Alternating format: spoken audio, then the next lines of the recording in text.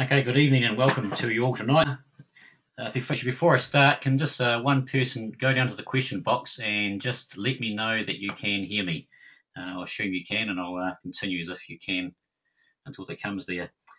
Those who don't know me, I'm Mark Honeybone from Cashflow Thru Property, and yes, you can hear me, so thank you very much. And tonight has come about by a survey result we did to our database. And from that, this US property webinar will be the first of a few webinars that I'll be running, interviewing the expert as such. Just before we start, sort of the admin thing before we get going, if you have any questions, you'll see in your GoToWebinar control panel there, just type in any questions you have and we will answer them during the webinar or at the end, just sort of when the appropriate sort of time is there. So tonight is an introduction to Alistair from FBC Group. We met at Hamilton in October at the National Property Investor Conference. He was there talking about his group and also US properties. He specialises on cash flow positive investments, and he has been doing property in Detroit for about 3 years from now. So what you might ask is, there are a few options for us all in the US at the moment, so why Alistair? One of the reasons for us is his strengths in this property management, and we'll talk about that in the evening, and I'll give you a live example of someone I know that hasn't been a good part of their success in the US. As you'll see, he has very good transparency with the deals he has. Everything's out in the open. Mark, can I interrupt you for a moment? Yes. I've got a terrible feedback. I can't hear you at all. In fact, is that better right now? That's 100%. That's great. Sorry, I've just realised I've had another panellist come on, and her microphone's obviously affecting ours, so I've just unmuted Jen there, so that's what's happened. So sorry, I might just cover a wee bit of that again then, just in case you didn't hear. We met Alistair at the Hamilton at the National Property Investor Group. He's from a company from FBC Group in Australia, and he specialises on cash flow positive investments. He's been in Detroit dealing with property there for the past 3 years. And what we liked about him, because there's a lot of different groups doing property in US, I guess. So why Alistair? His strength in property management. It's a topic dear to my heart. And as I'll give you a live example during the night about an investor who I know who has enjoyed investing in the US, but that has been the biggest letdown, has been the property management. As you'll see, he has transparency with the deals that he offers and provides opportunities in the US market. Also, it's a complete turnkey product, and it doesn't always happen when you see US property being advertised. So it means right from day one to completion and after the process of buying the property, he's with you, I suppose, holding your hand the whole way, making sure it's going well.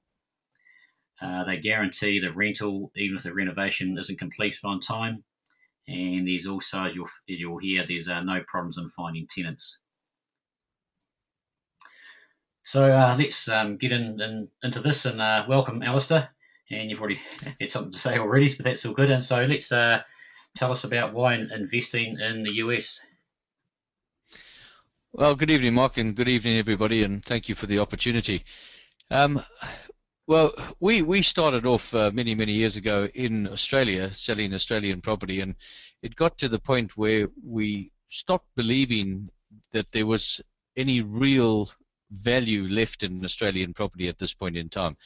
We felt that clients who were, buying properties at $400,000 and $500,000 and $600,000 for a yield of somewhere between 2% and 4% and 5% if they were lucky, really wasn't in line with what we were trying to do as financial planners.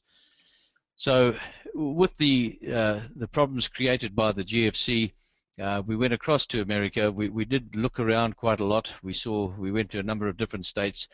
We ended up in Detroit simply because we felt that Detroit had the best probable outcome in the future. And without it sounding like bragging at all, I feel quite vindicated today in that the first couple of years people didn't like Detroit. They've heard a lot of bad stories, etc.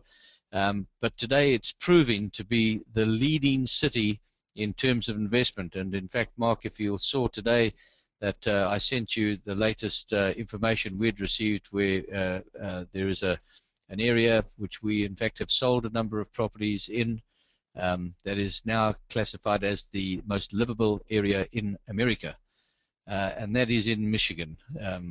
So there's a lot of very good reasons, and I think people need to look a little bit further than just some of the bad news stories that they hear. I would like to just touch on that point there, that when people start doing their homework, when they start their due diligence, they tend to Google Detroit, and downtown Detroit is and can be quite a horrendous area. There's a lot of very old buildings that are very empty and very derelict and very ugly. And certainly that can give a very wrong impression of what the suburbs and Metro Detroit looks like. In terms of population, I often get asked the question, but you know, Detroit's lost half its population. That also is not that is incorrect. Downtown Detroit has lost quite a lot of people. I think that there were a little over 1 million, you know, 5 years ago, and they're down to about 750 or 775 now. But the Detroit metro area has only lost less than 2% in that last 5 to 7 years, and in fact that is strengthening quite substantially today. So Detroit is a good city. I have been there many times, and online tonight we have Jennifer Shepherd, who's our general manager, who was born and bred in Detroit, and as I say, Jen's been with me now for Jen, you might correct me, but I think it's just on the just under the 3 years now. And I love Detroit. I'm biased, but I do like Detroit. It's a great city. Yeah, sorry, I just tried to put Jen on. She, I think you need a microphone headpiece there, Jen, if you want to come on. We just see too much feedback, I think. So okay, so we've got the Why Invest US property. I think you've covered that to start off with the prices of property in the Australia, and I think anyone in New Zealand can relate to the same thing. In New Zealand, it just offers something different, and we'll get on to that at the end of the webinar. You know, why to complement your New Zealand properties or Australian properties, you might want to do this to help with your yields. So you've started talking about why Metro Detroit, and maybe you can cover all these for us, Alistair, in a bit more depth through the what you sent me today. As you said, there's been a bit of a stigma about it at times, but as a lot of us know, they can sometimes create opportunity, and you'll be pretty surprised about what you'll learn about the growth going on in Metro Detroit at the moment. Just the wee things I know, like I got told yesterday, between October last year and October this year, there's been a 7.64 increase in property, which is now up to an average of 76,000. 8,000 families looking for properties to rent. That gives me a big vote of confidence in Metro Detroit, that's for sure. But maybe if you want Mark, to I just correct you on that. Yep. Sorry, Mark, that 8,000 is actually 8,000 of the Section 8 people looking. Section 8 is the, I'm not quite sure what it's called in New Zealand, but in Australia we have rental assistance, and it's for the lower income families, or those families that, for example, we have a number of mothers who have young children who are unable to work or stay at home to look after their children. That's a Section 8 tenant, right. And there are over 8,000 of those on the books at the moment, and all our properties are renovated to that standard. And it's important to understand that in Detroit you cannot rent a property unless it has an ACR.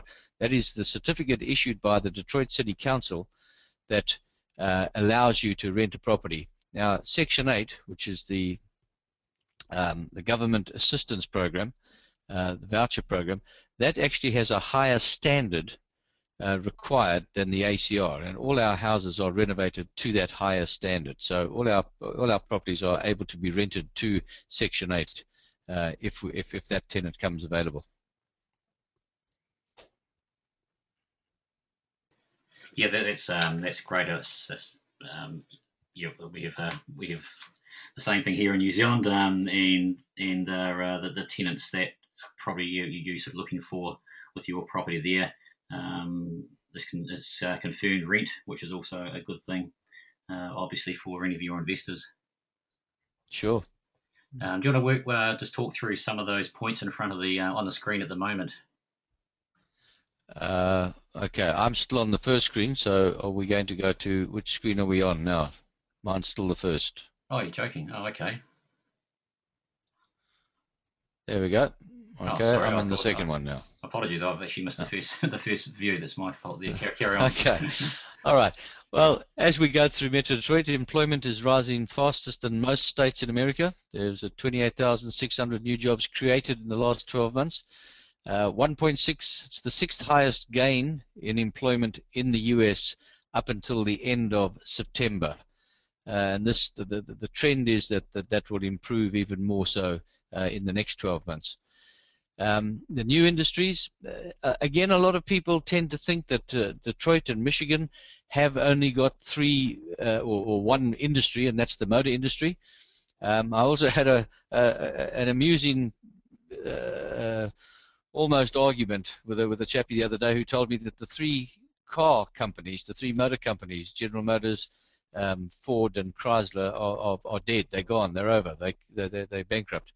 I said, well, that might have been a couple of years ago when two of them did go into a type of bankruptcy, but today they are all doing extremely well, and anybody who does their homework will see that the three car companies are doing exceptionally well. In fact, this year, two of the companies actually posted the highest profits in their history. That's the kind of turnaround they've done. It's also important, I think, for people to understand that some of the world's biggest, largest, Pfizer, for example, the health companies, the research companies, I think it's the four largest are all in Detroit. People don't understand how many movies are made. It's the second largest movie producing state in America now after Hollywood. A lot of people don't understand that. I've actually driven past the house. For those of you who have seen the movie, one of my favorites actually, I love Clint Eastwood. What was it called? Gran Torino. That movie was shot on 8 Mile. We've driven up and down 8 Mile many, many times, and I've actually driven past that house.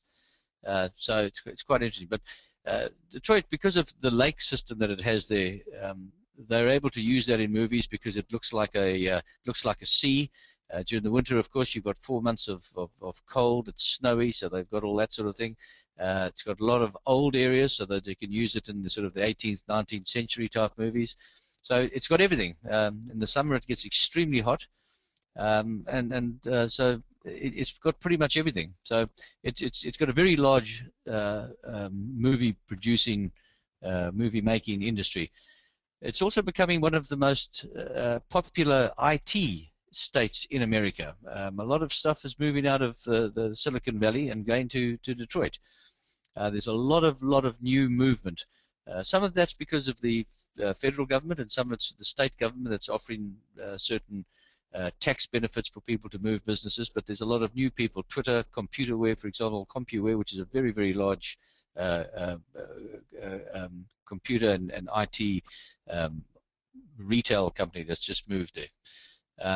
Forbes magazine last month said it was one of the best places in the United States today for job hunters because of the amount of new work that's being created by the companies that are moving there. The two of the most important things from my perspective, I think, is that in the 3 years we've now watched foreclosures, which Detroit had the largest number of foreclosures, had an enormous amount of foreclosures. Now this has fallen on a monthly basis for 23 months in a row. That of course is showing that and that's slowing. That's good for our market. And at the same time, house prices have increased for 15 months in a row. Now I've been telling my clients for the last 3 years that we didn't expect any capital growth in any property for a minimum of 5 years. Well, 3 years later, we are seeing, albeit very small, we're not talking big gains. We're certainly not saying that you're going to, our early clients could sell a house and make much money on it. But we are seeing the signs, and I think that most people would appreciate that America is slowly coming out of the doldrums with all their problems. That's not to say that they're out of the trouble, but certainly it is turning around. Okay, good evening and welcome to you all tonight.